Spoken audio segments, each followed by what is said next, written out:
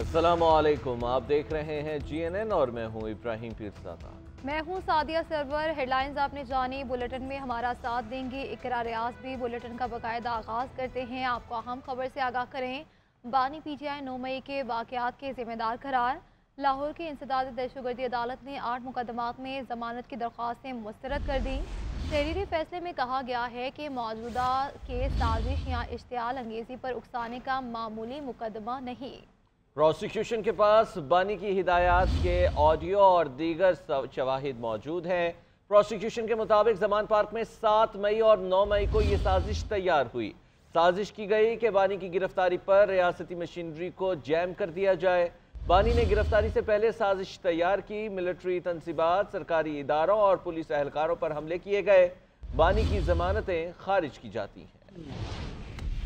लाहौर की इंसदाद दहशतगर्दी अदालत के जज मंजर अली गिल ने 6 सफ़ात पर मुश्तमिल तहरीरी फैसला जारी किया, जिसमें यह निशानदही की गई कि जमान पार्क में तैयार की गई साजिश के गवाहों के बयानात रिकॉर्ड पर हैं। फैसले में कहा गया कि बानी PTI पर इल्जाम है कि उन्होंने अपनी गिरफ्तारी के खदशे पर एक साजिश तैयार की है और इस साजिश के तहत गिरफ्तारी की सूरत में उनकी जमात की क़यादत रियासती मशीनरी को जाम कर देगी। अदालत ने यह भी करार दिया कि प्रोसिक्यूशन के बानी PTI ने गिरफ्तारी से पहले साजिश तैयार की थी। अदालत ने बानी PTI की इस दलील से भी इत्तफाक नहीं किया कि उनके मौकल की दीगर मुकदमात में जमानत हो चुकी है। अदालत ने बावर कराया कि हर मुकदमा दूसरे मुकदमे से मुख्तलिफ होता है और इसे जांचने की कसौटी भी मुख्तलिफ होती है। अदालत ने ये करार दिया कि साजिश, इश्तियाल अंगेजी या उकसाना कोई मामूली बात नहीं। प्रोसिक्यूशन के मुताबिक बानी PTI ने हमले की साजिश तैयार की और हिदायत दी, जिस पर उनकी जमात के रहनुमाओं और कारकुनों ने सख्ती से अमल किया। अदालत ने अपने फैसले में करार दिया कि लाहौर हाई कोर्ट ने सेनेटर एजाज चौधरी की जमानत के फैसले में साजिश के बारे में बानी PTI के किरदार पर बहस की। अदालत ने बानी PTI के वकील की इस दलील से भी इत्तफाक नहीं किया कि इसमें साजिश की तारीख नहीं बताई गई। बानी PTI की हिदायत और बयानात उनके हामियों की नजर में वक़्त रखते हैं।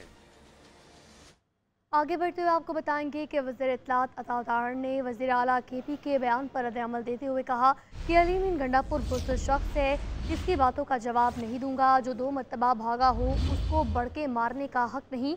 बुशरा बीबी चाहती थी खून खराबा हो, जो नहीं हुआ। ये लोग अब लाशों पर सियासत कर रहे हैं। पहले कहा स्नाइपर शॉट मारे गए, फिर कहा बराह रास्त फायरिंग की। 3 दिन गुजर गए, अभी तक एक वीडियो तो सामने ला नहीं सके। सोशल मीडिया पर प्रोपेगेंडा करने वालों से जवाब तलबी होगी।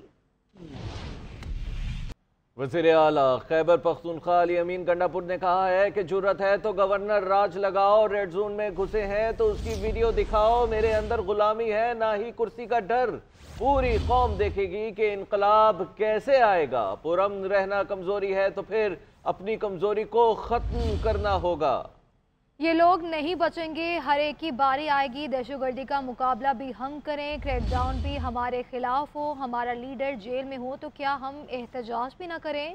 ये लोग अब 9 मई दोहराएंगे और हम पर मुकदमात बनाएंगे। डरने वाले नहीं, जरूरत है तो गवर्नर राज लगाओ, फिर तुम सूबे में नहीं रह सकोगे। वज़ीर आला KP की हुकूमत को धमकी। खैबर पख्तूनख्वा में गवर्नर राज की बाज़गश्त पर सूबाई वज़ीर आला अली अमीन गंडापुर ने सख्त रद्द-ए-अमल दिया है। KP असम्बली में तकरीर करते हुए उन्होंने हुकूमत को इंतबाह किया कि उस वक्त से डरो जब हम ये कहेंगे कि हम भी गोली का जवाब गोली से देंगे, फिर बताएंगे कि भागता कौन है। हमें गवर्नर राज से डराया नहीं जा सकता। जरूरत है तो गवर्नर राज लगाओ, पता है तुम में हिम्मत नहीं। डरो उस दिन से, डरो उस दिन से कि जिस दिन हमने कहा कि गोली का जवाब गोली देंगे और पुरअमन का नारा छोड़ के हम निकलेंगे, असला हमारे पास भी है। अली अमीन गंडापुर ने अपना मकसद बयान करते हुए कहा कि हमें बानी की रिहाई चाहिए और वो भी जल्द चाहिए। आवाम अपने हक के लिए आइन के मुताबिक पुरअमन होकर निकले, लेकिन जब ये समझो कि तुम्हारा पुरअमन रहना कमजोरी बन रहा है तो बानी से कहूँगा कि आइंदा पुरअमन रहने का ना कहना। वज़ीर आला अली अमीन गंडापुर की मुआविन खुसूसी मिशाल यूसुफजई को अहदे से बरतरफ कर दिया गया। मिशाल यूसुफजई बुशरा बीबी की तर्जुमान भी हैं। मिशाल यूसुफजई ने नाकाम फाइनल कॉल के बाद बयान में कहा था कि बुशरा बीबी को बानी ने डी चौक पहुंचने का कहा था। बुशरा बीबी वापस नहीं जाना चाहती थी। PTI के मरकजी सेक्रेटरी इत्तलात शेख वकास अकरम ने दावा किया है कि अली अमीन गंडापुर ने बुशरा बीबी को डी चौक पर अगवा करने से बचा लिया। पूरे मुल्क से 5,500 कारकुनों को गिरफ्तार किया गया। उन्होंने कहा कि बानी के हुक्म के मुताबिक हम रुकावटें हटाकर डी चौक पहुंचे। आपको अहम खबर दें, इंसदाद दहशतगर्दी अदालत इस्लामाबाद ने सहाफ़ी मतीउल्लाह जान की ज़मानत मंजूर कर ली है और मतीउल्लाह जान की 10,000 रुपये मुचलकों पर ज़मानत मंजूर की गई। अदालत ने तफ्तीशी ऑफिसर को हिदायत जारी की हैं कि इस्लामाबाद हाई कोर्ट के हुक्मनामे की कॉपी दी जाए और उसे रिकॉर्ड के साथ लगाया जाए। अपने नाज़रीन को बता रहे हैं, सहाफ़ी मतीउल्लाह जान जिन्हें कुछ रोज़ कबल गिरफ्तार किया गया था, उसके बाद उनके जिस्मानी रिमांड को जुडिशल कर दिया गया था और अब उनकी ज़मानत मंजूर कर ली गई है। वज़ीर आला सिंध ने चौलिस्तान केनाल की तामीर न करने के वफाकी हुकूमत से बाकायदा दरख्वास्त कर दी है। मुराद अली शाह ने नायब वज़ीर आज़म इस्हाक़ डार को ख़त लिखा है और ख़त के ज़रिए शदीद तहफ़्फ़ुज़ात का इज़हार किया है और ख़त में मज़ीद कहा है कि 11 अक्टूबर 2024 को CDWP ने गैर कानूनी तौर पर चौलिस्तान केनाल की मंजूरी दी थी। New Fateh canal system, new Murad canal system, new Bakra canal system और न्यू हारून केनाल सिस्टम बनाए जाएंगे। इसी पर मजीद बात करते हैं हमीद सोमरू से। जी हमीद, बताइएगा। इस खत में मजीद लिखा गया है कि जो सिलेमानी की हेडवर्क है उससे फीडल केनाल निकाला जा रहा है, जिसमें 4 केनालों के लिए 4122 क्यूसेक पानी लिया जाएगा और new Fateh canal system, new Murad canal system, new Hakra canal system और न्यू हारून केनाल सिस्टम बनाए जाएंगे। इससे भावलपुर और भावलनगर की 6,10,000 एकड़ जमीन आबाद की जाएगी। हुकूमत पंजाब ने इरसा में पानी की दस्तियाबी का सर्टिफिकेट लिया था, जिस पर सिंध हुकूमत के नुमाइंदे ने इत्तफाक नहीं किया था। सूबा सिंध की पानी की दस्तियाबी से मुतल्लिक इरसा के सर्टिफिकेट पर तहफ़्फ़ुज़ात हैं। ये नाकाबिले तरदीद हकीकत है कि सूबों में पानी की शदीद कमी है और पिछले कई सालों से खरीफ के मौसम में पानी की 50% तक। ब्रेक के बाद आपको बताएं कि पाकिस्तान में चैंपियंस ट्रॉफी का मुस्तकबिल क्या होगा। काबिल कबूल हल के लिए बोर्ड मेंबरान में मुशावरत जारी है। ICC ने कहा है कि आज बोर्ड मीटिंग नहीं होगी।